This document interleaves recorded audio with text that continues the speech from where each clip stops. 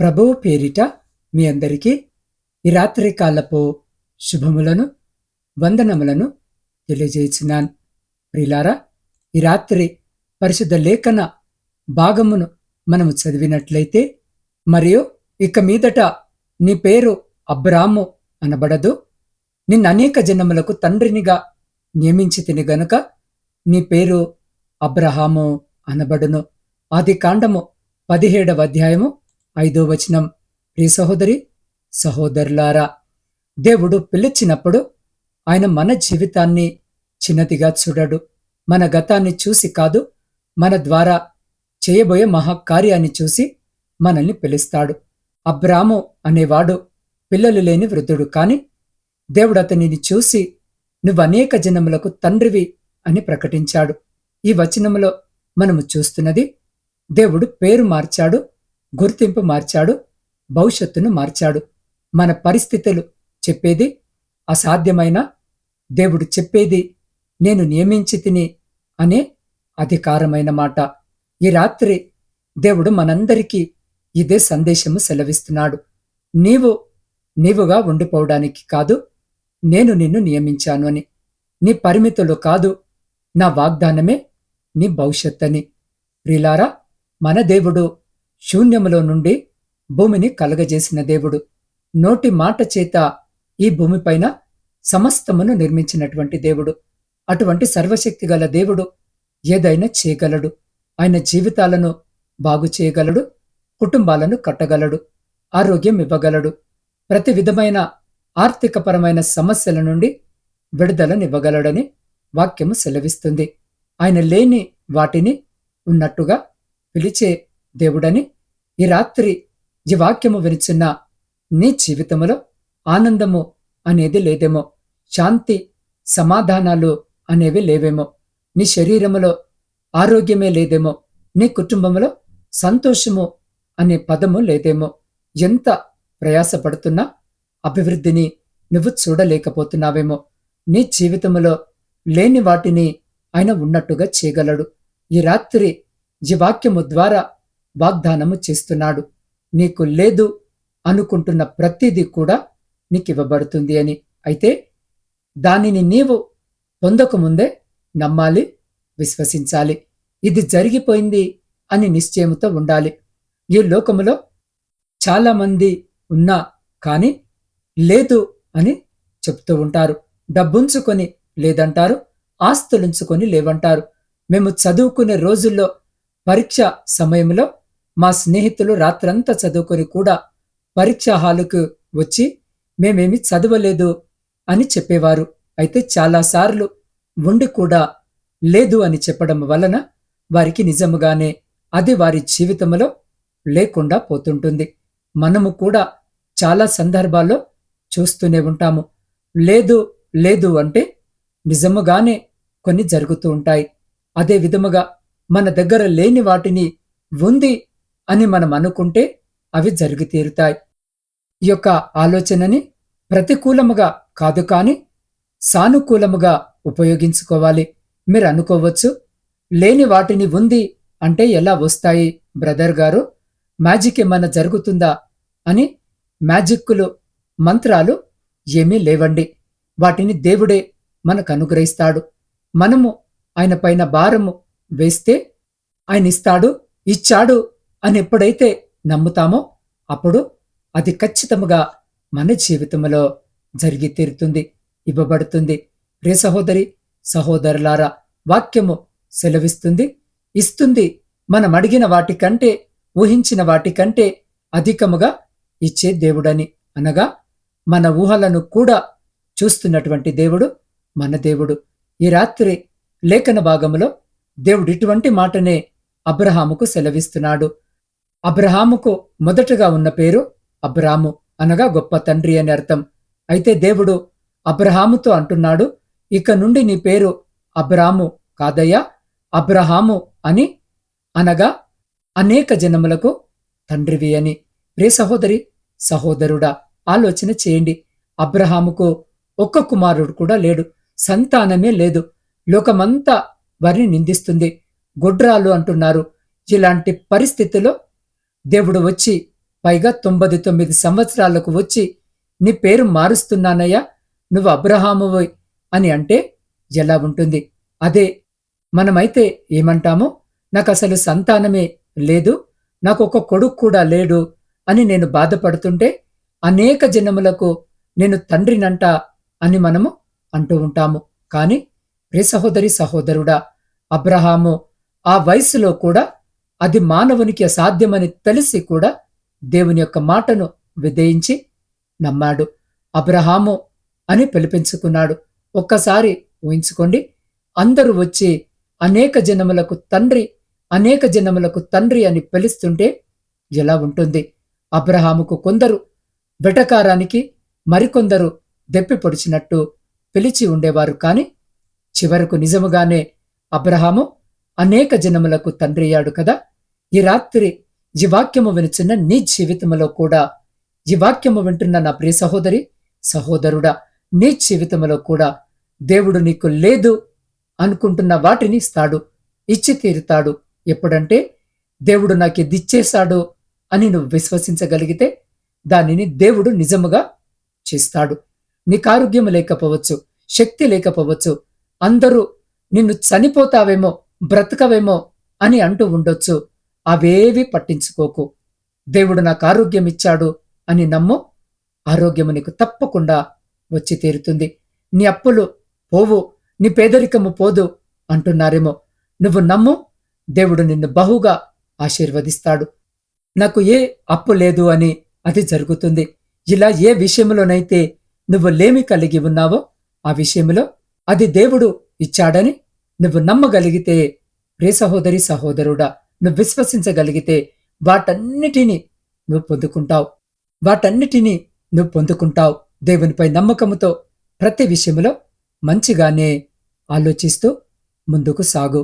కాబట్టి ప్రియ సహోదరి సహోదరుడా, ఈ రాత్రి ఈ వాక్యము వింటున్న మీ జీవితాన్ని చూసి మీరిలా అనుకుంటున్నారా? నా జీవితము ద్వారా ఏమి జరుగుతుంది? నేను చిన్నవాడిని, బలహీనుడిని, అర్హుడిని కాను అని. కాని దేవుడు అంటున్నాడు, నేను నిన్ను నియమించి తిని అని. మన అర్హతల మీద కాదు, ఆయన కృప మీదే ఈ పిలుపు ఉంటుంది. ఈ రాత్రి దేవుడి వాక్యము వినుచున్న మీ పేరును పిలుస్తున్నాడు. మీ గతాన్ని కాదు, మీ భవిష్యత్తును ఉద్దేశించి మాట్లాడుతున్నాడు. మీ వైఫల్యాలను కాదు, మీ ద్వారా పుట్టబోయే ఆశీర్వాదాలను చూస్తున్నాడు. మీరు దేవుని పిలుపును స్వీకరించాలని కోరుకుంటే, మీ జీవితాలు మారాలని, మీ గుర్తింపు కొత్తదిగా కావాలని కోరుకుంటే, అబ్రహాము వలె ప్రియ సహోదరి సహోదరుడా, విశ్వాసముతో ముందుకు నడవాలని కోరుకుంటే, ఈ క్షణములో మీ హృదయాన్ని దేవునికి అర్పించండి. ప్రభువా, నీవు నియమించిన ప్రకారము నన్ను ఉపయోగించు అని ప్రార్థించండి. దేవుడు అబ్రాహామును అబ్రహాముగా మార్చిన దేవుడు నిన్ను కూడా మార్చగలడు. నీ ద్వారా అనేక మందికి ఆశీర్వాదము కలిగించగలడు. ఆయన పిలుపుకు ఈరోజే స్పందించు. అట్టి రీతిగా మన జీవితాలు, మన కుటుంబాలు ఉండులాగున, అటువంటి కృప మనము పొందుకొనులాగున ఈ సమయంలో ఈ మాటలు వింటున్న మీరు నాతో కలిసి మీరే స్థితిలో ఉన్నా, ఏ స్థలంలో ఉన్నా తలలు వంచి, వీలైతే మోకరించి ప్రార్థనలో ఏకీభవించండి. పరిశుద్ధుడా, మహాశక్తి సంపన్నుడా, మహోన్నతుడా, కృప కనికరములు కలిగిన దేవా, అయ్యా, మీ శ్రేష్టమైన ఉన్నతమైన నామాన్ని బట్టి స్తుతులు, స్తోత్రాలు, వందనాలు. సర్వశక్తి గల దేవుడవు ప్రభువా, ఏదైనా మా జీవితాలు చేయగల దేవుడవు, అన్నిటినీ బాగు చేయగలవాడవు, అన్నిటినీ కట్టువాడవని ప్రభువా, ఈ రాత్రి వాక్యము ద్వారా మీరు నాతో మాతో మాట్లాడి మమ్మల్ని బలపరిచి ఆదరించిన మీ గొప్ప మాటలను బట్టి మీకే కృతజ్ఞత వందనాలు. అబ్రహామును పిలిచిన దేవుడవు, ఆశీర్వదించిన దేవుడవు ప్రభువా, సంతానమే లేని అబ్రహామును తండ్రి, అనేక జనములకు తండ్రిగా నువ్వు పిలిచావు ప్రభువా. మా జీవితంలో లేని వాటిని ఉన్నట్లుగా పిలిచే దేవుడవు. అయ్యా, ఈ రాత్రి ఎందరి కుటుంబాలు లేమితో బాధపడుతున్నారో వారిని సమృద్ధి గల వారినిగా నింపండి. అయ్యా, కన్నీటితో ఎందరైతే బిడ్డలు మీ సన్నిధిలో ఈ రాత్రి మొరపెడుతున్నారో కన్నీటినంతటిని తుడిచివేసి సంతోషము బిడ్డలకు మీరు దయచేయమని వేడుకొనిచున్నాం. దేవా, ఈ రాత్రి ప్రయాణాలు చేస్తున్న ప్రతి బిడ్డ ప్రయాణంలో మీరు తోడుగా ఉండండి, క్షేమకరమైన ప్రయాణము దయచేయండి. శారీరక మానసిక బలహీనతలతో ఇబ్బంది పడుతున్న ప్రతి బిడ్డను మీరు దర్శించండి.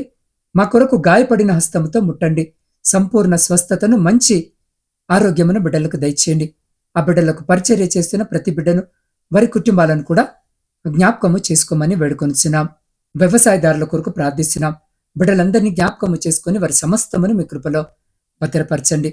దేవ, ఉద్యోగము లేని ప్రతి బిడ్డకు ఉద్యోగము దయచేయండి. విద్యార్థుల కొరకు ప్రార్థిస్తున్నాం. అయా, ఈ రాత్రి బిడ్డలను ప్రత్యేకంగా జ్ఞాపకము చేసుకోండి. మీ జ్ఞానము చేత, మీ ఆరోగ్యము చేత నింపండి. అయా, మంచి జ్ఞాపక శక్తిని దయచేయండి. అయా, వారు పరీక్షల కొరకు సిద్ధపడుతుండగా, పరీక్షలు రాస్తూ ఉండగా బిడ్డలకు విజయము దయచేయమని వేడుకొనిచున్నాం. దేవా, గర్భఫలముల కొరకు కన్నీటితో ఈ రాత్రి మీ వైపు చూస్తున్న ప్రతి బిడ్డ కన్నీటిని తుడిచి, ప్రతి బిడ్డ గర్భాన్ని ముట్టి, ప్రతి బిడ్డకు గర్భఫలము దయచేయమని వేడుకొనిచున్నాం. దేవా, గర్భముతో ఉన్న ప్రతి బిడ్డను కూడా జ్ఞాపకము చేసుకోండి. గర్భంలో ఉన్న ప్రతి బిడ్డను కూడా ముట్టండి. తల్లికి బిడ్డకు మంచి ఆరోగ్యాన్ని ఇచ్చి, అయా, సుఖమైన ప్రసవాన్ని బిడ్డలకు దయచేయమని వేడుకొనిచున్నాం.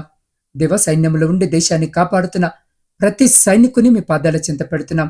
ఈ రాత్రి బిడ్డలను జ్ఞాపకము చేసుకొని, బిడ్డల చుట్టూ మీ కంచె వేసి, ప్రతి శత్రు, ప్రతి అపాయం నుంచి మీరు బిడ్డల్ని కాపాడి, వారిని, వారి కుటుంబాలను మీ బలమైన రెక్కల చాటున భద్రపరచమని వేడుకొంచున్నాం.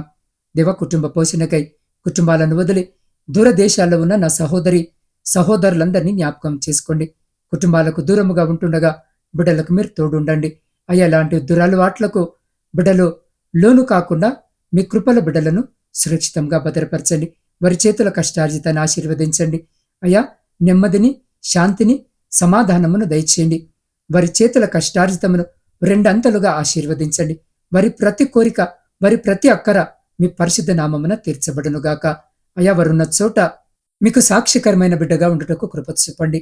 అయా, వారి పై అధికారుల, వారి యజమానుల కృపను, దయను పొందుకునే అయా విధముగా బిడ్డలను మార్చమని వేడుకొంచున్నాం. నీతి న్యాయముగా పనిచేసే బిడ్డలనుగా మార్చండి. అయా, అనేకులకు సాక్షికరమైన బిడ్డలనుగా నిలబెట్టండి. కుటుంబాలకు దూరముగా ఉంటుండగా కుటుంబ సభ్యులందరినీ కూడా జ్ఞాపకము చేసుకుని మీ కృపలో భద్రపరిచి, వారి ప్రతి అక్కర అవసరతను తీర్చమని వేడుకొనిచున్నాం. దేవా, ఆర్థిక సమస్యలు, అప్పుల బంధకాలలో బంధించబడి కన్నీటితో ఈ రాత్రి మీ వైపు చూస్తున్న ప్రతి బిడ్డ జీవితంలో నుండి ప్రతి ఆర్థిక బంధకాన్ని తొలగించమని వేడుకొనిచున్నాం. ఆర్థిక సమృద్ధిని దయచేయండి. అయా, కోర్టు సమస్యలు, అయా, భూ తగాదాలలో ఉన్నటువంటి బిడ్డలందరినీ జ్ఞాపకం చేసుకోండి. ప్రతి విధమైనటువంటి కోర్టు సమస్య, ల్యాండ్ సమస్య మీ పరిశుద్ధ నామమున తీర్చబడునుగాక. అయా, న్యాయము ఒకవేళ నీ బిడ్డల పక్షంగా ఉన్నట్టయితే, అయా, నీ బిడ్డల పక్షంగా న్యాయము తీర్చి, న్యాయముగా అది వారు పొందుకొనులాగున కృప చూపమని వేడుకొనిచున్నాం. రక్షణ లేని ప్రతి బిడ్డకు రక్షణ దయచేయండి. మారు మనసు లేని ప్రతి బిడ్డకు మారు మనసు దయచేయండి.